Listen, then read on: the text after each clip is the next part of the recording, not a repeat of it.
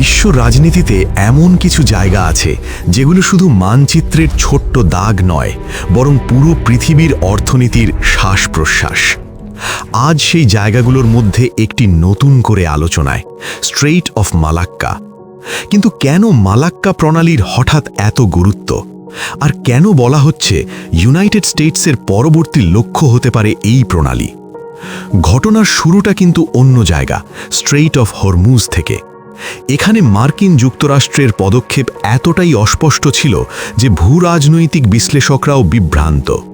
কখনো তারা বলছে অবরোধ করা হবে, আবার কখনো বলছে আমরা শান্তি চাই। কোনো পরিষ্কার স্ট্র্যাটেজি নেই, কিন্তু ফলাফল একটাই, বিশাল অস্থিরতা। আর এই অস্থিরতার ঢেউ পৌঁছে গেছে পুরো এশিয়ায়। একটু সহজভাবে বুঝি, স্ট্রেইট অফ হরমুজ ইরান আর ওমানের মাঝখানে বিশ্বের সবচেয়ে গুরুত্বপূর্ণ সমুদ্র পথগুলোর একটি। আর এর অনেক পূর্বে মালয়েশিয়া, সিঙ্গাপুর, ইন্দোনেশিয়ার মাঝখানে অবস্থিত স্ট্রেইট অফ মালাক্কা। এটা শুধু একটা সমুদ্র পথ না, এটা এশিয়ার বাণিজ্যের লাইফলাইন। ভারতের প্রায় 50% সামুদ্রিক বাণিজ্য এই মালাক্কা প্রণালী দিয়ে যায়। আর চীনের ক্ষেত্রে আরও ভয়ঙ্কর। চায়না তার 70 থেকে 80% জ্বালানি আমদানি এই পথের উপর নির্ভরশীল। মানে যদি এই পথ বন্ধ হয়, চীনের অর্থনীতি প্রায় থেমে যেতে পারে। আর শুধু চীন না, ভারত, জাপান, দক্ষিণ কোরিয়া সবাই ধাক্কা খাবে। এখন মূল প্রশ্ন, মার্কিন যুক্তরাষ্ট্র কি সত্যিই মালাক্কা প্রণালীর দিকে নজর দিচ্ছে? উত্তর হলো, তাদের ইঙ্গিতগুলো হ্যাঁ বলছে। এই সময়েই একটি বড় ঘটনা ঘটেছে। ইন্দোনেশিয়া এবং ইউনাইটেড স্টেটস একটি গুরুত্বপূর্ণ প্রতিরক্ষা অংশীদারিত্ব ঘোষণা করেছে।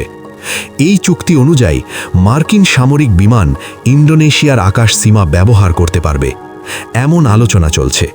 যদি এটা বাস্তবায়িত হয়, তাহলে যুক্তরাষ্ট্র খুব সহজেই মালাক্কা অঞ্চলে নজরদারি এবং নিয়ন্ত্রণ বাড়াতে পারবে।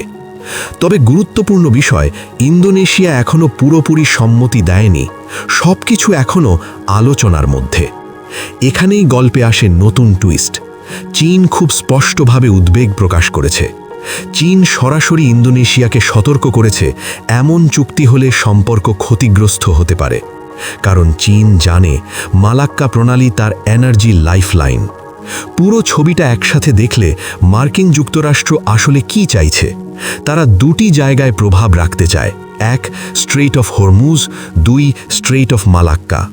কারণ যদি কখনো তাইওয়ান ইস্যুতে সংঘর্ষ হয়, তাহলে মালাক্কা বন্ধ করলেই চীনের উপর সর্বোচ্চ অর্থনৈতিক চাপ তৈরি করা যাবে। এখন আসি ভারতের প্রসঙ্গে।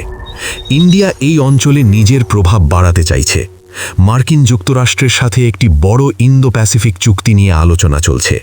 আর নরেন্দ্র মোদী এবং ডোনাল্ড ট্রাম্পের সাম্প্রতিক কথোপকথনও এই দিকেই ইঙ্গিত দেয়। সব কিছু মিলিয়ে পরিস্থিতি পরিষ্কার।